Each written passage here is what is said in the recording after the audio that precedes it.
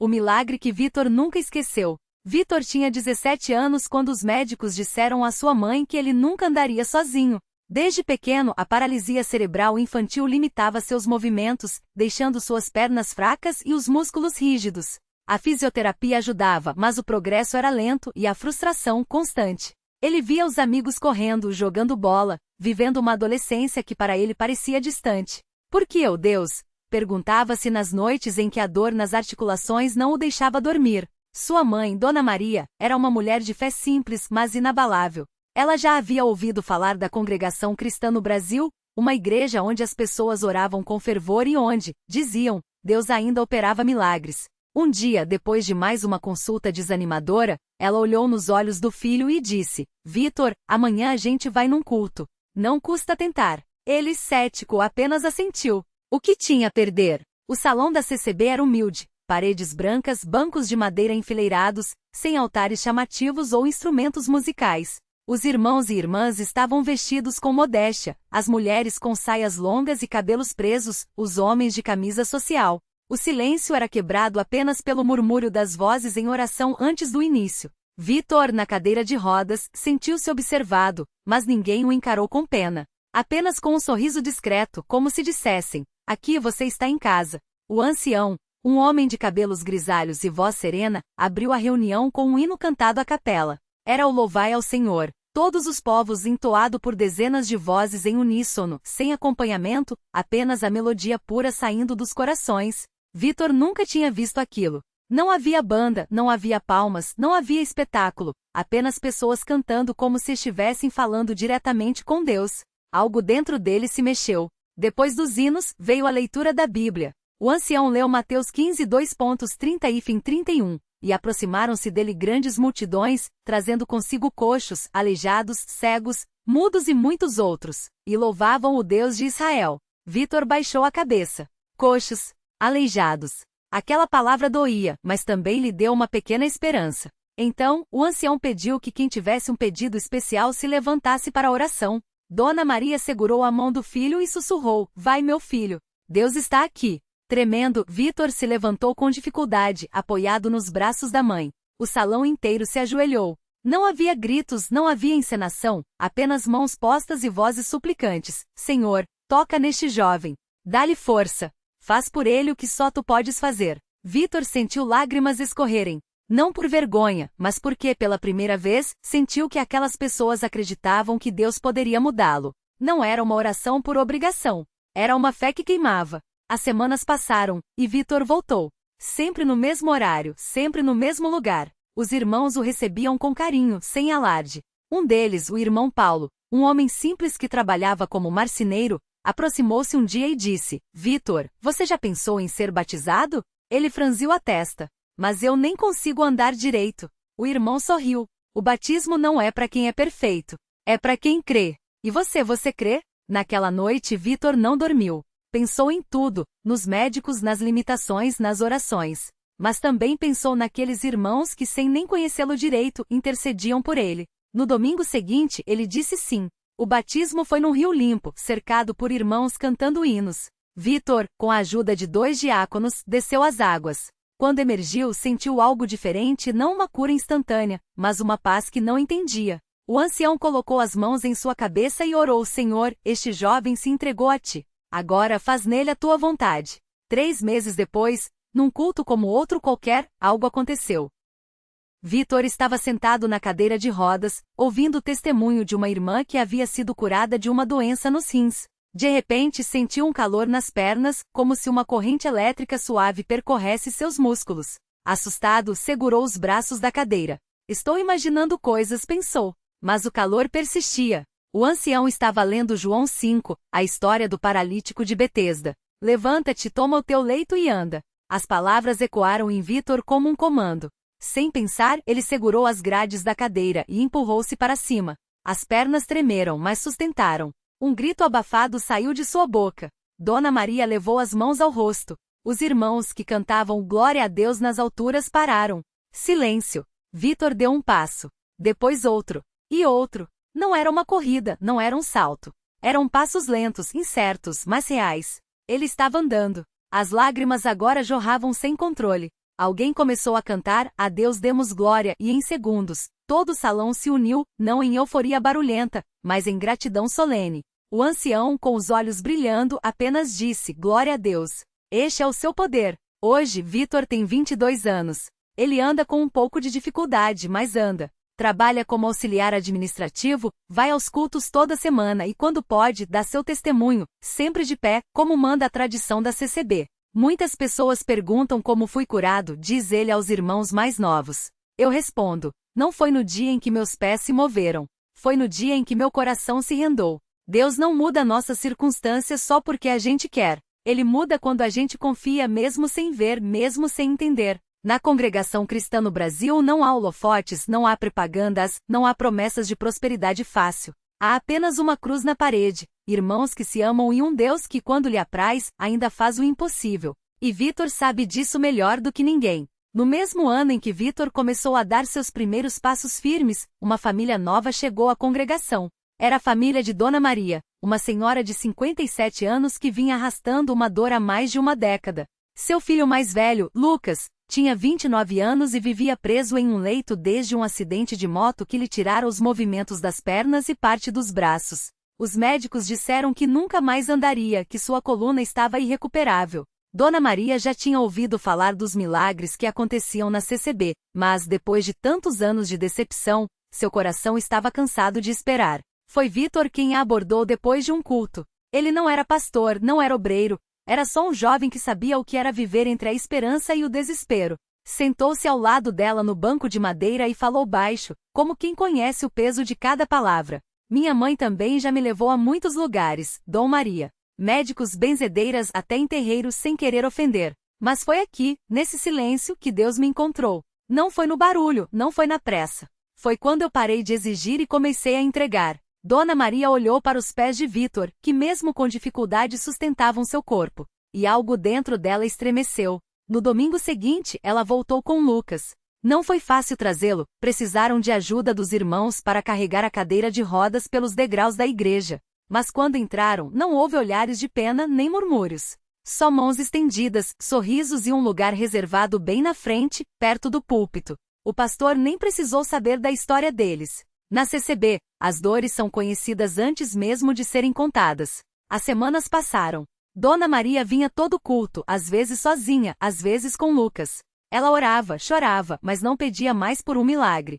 Pedia por força. Até que uma noite, durante uma reunião de oração, algo mudou. Lucas sentia formigamentos nas pernas havia dias, mas não falava para não dar falsa esperança. Até que naquela noite, enquanto o pastor lia salmos, ele sentiu um calor estranho percorrer suas costas, como se algo dentro dele estivesse se desatando. De repente seu dedo mínimo mexeu. Só um pouco. Mas mexeu. Dona Maria não viu. Estava de olhos fechados, as mãos apertando o banco à sua frente. Mas uma irmã que estava ao lado gritou baixinho, e logo todos os olhares se voltaram para Lucas. Seu rosto estava banhado em lágrimas, os lábios tremendo. Ele tentou novamente e dessa vez, o dedo se moveu com mais força. Depois, outro. E outro. O pastor parou a leitura. Não houve alvoroço, não houve correria. Só um silêncio tão profundo que dava para ouvir a respiração de cada pessoa ali. Então, o pastor se ajoelhou ao lado de Lucas, pôs a mão em sua cabeça e orou, não com palavras bonitas, mas com as mesmas que Jesus usou. Queres ser curado? E Lucas, com a voz quebrada, respondeu: Sim, Senhor, mas só se for da vontade de Deus. Não houve uma cura instantânea como nos filmes. Não foi um pulo da cadeira, não foi uma corrida pela igreja. Foi um processo lento, dolorido, mas real. A cada semana, Lucas recuperava um pouco mais dos movimentos. Primeiro os dedos, depois os pulsos, então os braços. Até que 6 meses depois daquela noite, ele segurou as muletas que um irmão lhe emprestou e, com o apoio de 2 homens da congregação, deu seus primeiros passos até o batistério. Dona Maria não conseguia parar de chorar. Não eram lágrimas de alívio, eram de gratidão por algo que ela não sabia mais esperar. Quando Lucas foi batizado, mergulhado na água como símbolo de uma vida nova, foi Vitor quem o ajudou a sair da piscina. Os dois se abraçaram, e Vitor sussurrou no ouvido dele: Agora você sabe. O milagre não é só andar, é crer que ele está conosco mesmo quando a gente não sente. Hoje, Lucas caminha com as muletas, trabalha como digitador em uma gráfica e toda quarta-feira ajuda a carregar as cadeiras de rodas de outros irmãos que chegam à congregação. Ele não prega, não faz discursos. Só vive. E isso, para quem já esteve preso a um leito, é o maior sermão. Na CCB não se fala muito em milagres. Fala-se em fé, porque milagre é o que Deus faz. Fé é o que a gente escolhe todos os dias. E é nessa escolha silenciosa, entre bancos de madeira e hinos sem instrumentos, que a vida se transforma. Não pelo barulho, mas pela presença. Não pelo que se vê, mas pelo que se crê. E assim, entre histórias como a de Vitor e Lucas, a igreja continua de portas abertas, não para mostrar poder, mas para acolher quem ainda não encontrou o seu. Porque no fim o maior milagre não é o corpo que se levanta. É a alma que aprende a descansar. Na mesma congregação, sentada sempre no último banco, estava Dona Maria. Uma senhora de mãos calejadas que chegava cedo e saía tarde, como se temesse que Deus fechasse as portas antes que ela terminasse de agradecer. Por anos, carregou consigo uma dor que nem os médicos conseguiram nomear direito. Uma fraqueza nas pernas que a fazia tropeçar nos próprios passos, como se o chão fosse feito de areia movediça. Os exames não mostravam nada, mas a dor era real. E pior que a dor física era o peso de ser chamada de dramática pelos filhos, de ouvir que era coisa da cabeça. Até que numa noite de quarta-feira, enquanto o pastor lia um salmo sobre as águas quietas, Dona Maria sentiu algo diferente. Não foi um raio, não foi um grito. Foi um calor nos pés, como se alguém tivesse colocado suas mãos sobre eles. Ela não contou a ninguém na hora. Nem mesmo quando, ao se levantar para sair, percebeu que os passos não tremiam. Só no dia seguinte, ao descer as escadas de casa sem se agarrar no corrimão, é que entendeu. No domingo seguinte, ela voltou. Não para contar o que aconteceu. Dona Maria não era de chamar atenção, mas para agradecer. E sem querer, virou testemunha. Porque quem a via antes, arrastando os pés como se carregasse o mundo, agora a via subindo os degraus da igreja com uma leveza que não era só física. Os filhos incrédulos levaram-na de volta ao médico. O mesmo médico que meses antes havia receitado repouso e aceitação. Dessa vez ele apenas balançou a cabeça e anotou no prontuário: melhora inexplicável. Paciente assintomática. Mas Dona Maria sabia. Não era a medicina, não era o tempo. Era aquela escolha diária de acreditar, mesmo quando tudo dizia não. Era o silêncio daquela igreja sem frescuras, onde as pessoas não iam atrás de espetáculo, mas de algo verdadeiro. Onde o milagre não era anunciado com trombetas, mas se revelava na vida de quem persistia. E assim, entre Dona Maria, Vitor e Lucas, a igreja seguia cheia. Não de gente perfeita, mas de gente que tinha aprendido uma coisa,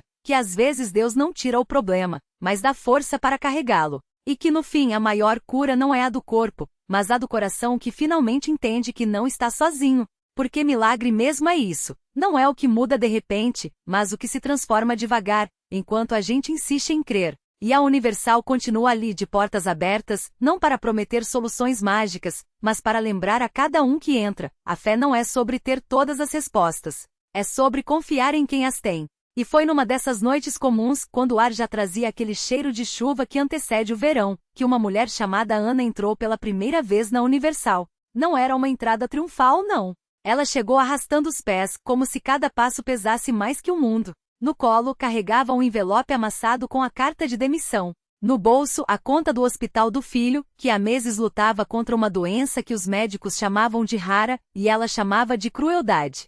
Ana não era de chorar fácil. Mas naquela noite, sentada no fundo do templo, enquanto o coro cantava algo sobre águas turbulentas, as lágrimas caíram sem permissão. Não foi o sermão que a tocou. Ela mal ouviu. Foi o silêncio entre as palavras, aquele espaço onde parece que Deus se inclina e sussurra: eu sei. Um obreiro se aproximou, não com frases prontas, mas com um copo de água e um lenço de papel. A senhora quer orar? Perguntou. Ana balançou a cabeça, não por recusa, mas porque a garganta estava fechada. Então o homem simplesmente se sentou ao lado dela e ficou quieto. Não prometeu cura. Não disse que tudo ia passar. Só ficou. E às vezes isso é o milagre que a gente mais precisa, alguém que não foge da nossa dor. Os dias se passaram e Ana voltou. Não porque as contas tinham sumido ou o médico ligou com boas notícias, mas porque ali entre aquelas paredes, ela sentia uma coisa estranha, uma paz que não fazia sentido. Como se no meio do caos alguém tivesse acendido uma luzinha fraca, mas teimosa. Ela começou a participar das reuniões de terça-feira, aquelas específicas para mães que carregavam fardos pesados. Não falava muito. Só ouvia as outras mulheres contarem suas batalhas, algumas piores que a dela, e via nos olhos delas a mesma chama que agora tremeluzia em seu peito, talvez. Até que veio o dia em que o pastor pediu para que quem quisesse oração subisse ao altar. Ana hesitou. Não era de se expor, mas seus pés, como se tivessem memória própria, a levaram para frente. Quando o pastor impôs as mãos sobre sua cabeça, não houve trovão, não houve voz do céu. Só uma certeza quietinha, como um sopro. Você não está sozinha nisso. E então, algo inesperado aconteceu. Não foi o filho de Ana que sarou da noite para o dia, embora, meses depois, os exames começassem a mostrar melhoras que os médicos chamaram de inexplicáveis. O milagre foi outro. Foi Ana descobrir que mesmo quando o corpo do filho ainda lutava, seu coração já não estava mais preso no desespero. Ela começou a sorrir de novo, a cozinhar para as outras mães do hospital, a levar café para as enfermeiras que, exaustas, mal tinham tempo para respirar. A dor não tinha sumido, mas agora ela a carregava diferente. Como quem segura uma criança no colo, com cuidado, mas sem medo de que ela vá cair. Um ano depois, Ana estava de volta à Universal, só que dessa vez não no fundo, escondida. Estava na frente, segurando o microfone, contando sua história para uma mulher nova no templo, que chegará com os mesmos olhos vazios que ela teve um dia. Eu não vou te dizer que vai ser fácil, Ana falava, a voz firme. Mas vou te dizer uma coisa que ninguém me disse quando eu mais precisava: Deus não está te ignorando. Às vezes, Ele está te preparando para algo maior do que a cura que a gente pede. E enquanto a mulher nova chorava, Ana sorriu. Porque agora ela sabia, milagre não é só o que a gente vê. É o que a gente se torna enquanto espera. É a mão que segura a nossa quando achamos que vamos afundar. É a igreja que não desiste da gente, mesmo quando a gente desiste de si mesmo. E a Universal continuava ali. Não como um lugar de respostas fáceis, mas como um porto onde, pouco a pouco, as pessoas aprendiam a navegar nas tempestades. Porque a fé não é sobre ter tudo resolvido. É sobre confiar que, mesmo quando a noite é longa, a manhã sempre chega.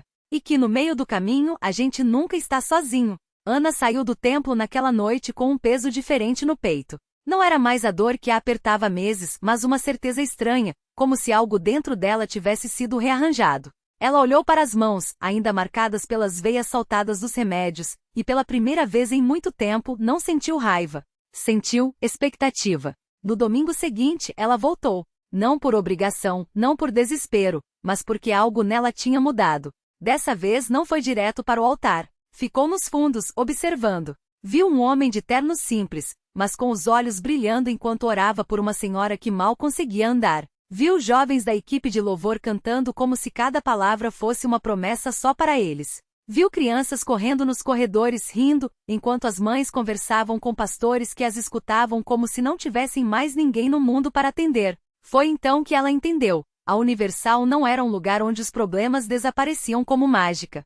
Era um lugar onde as pessoas aprendiam a carregar suas cruzes sem deixá-las quebrar suas costas.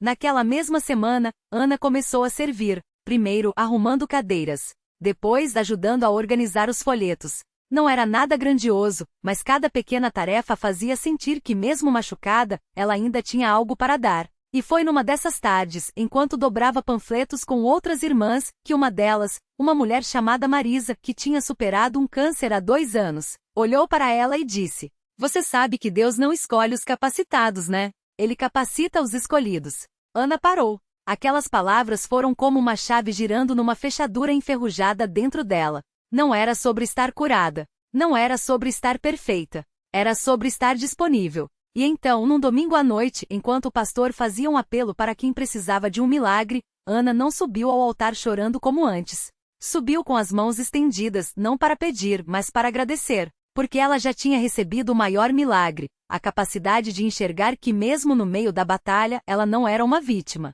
era uma guerreira.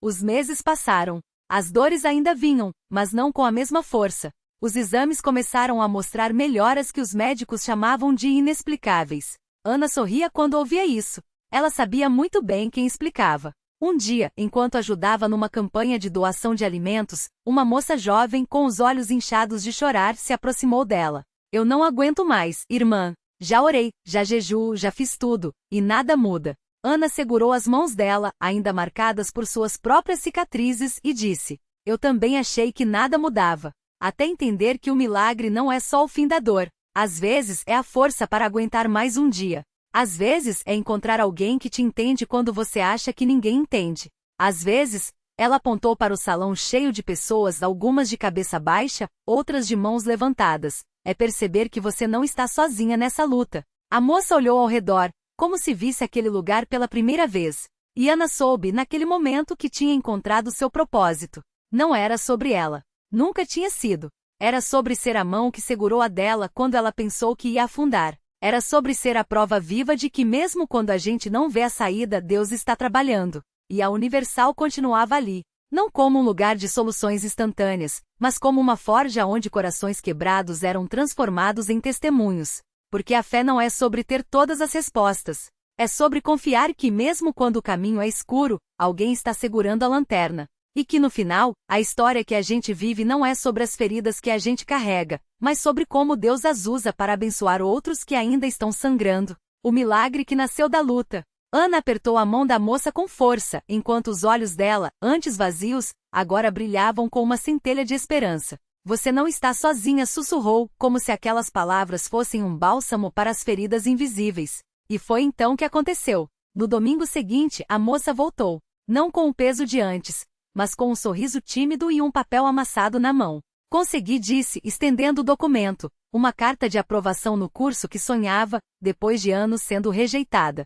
Eles ligaram ontem. Disseram que teve uma vaga, como se alguém tivesse aberto o caminho. Ana sorriu, sabendo que não era coincidência. Era a mão de Deus costurando o impossível, usando até suas próprias lágrimas como fio. Anos depois, a moça, agora uma mulher, voltaria àquele mesmo lugar, não como quem busca ajuda, mas como quem a oferece. E Ana, observando-a abraçar outra alma perdida, entendeu. O milagre nunca foi só a vaga no curso, o emprego recuperado ou a doença curada.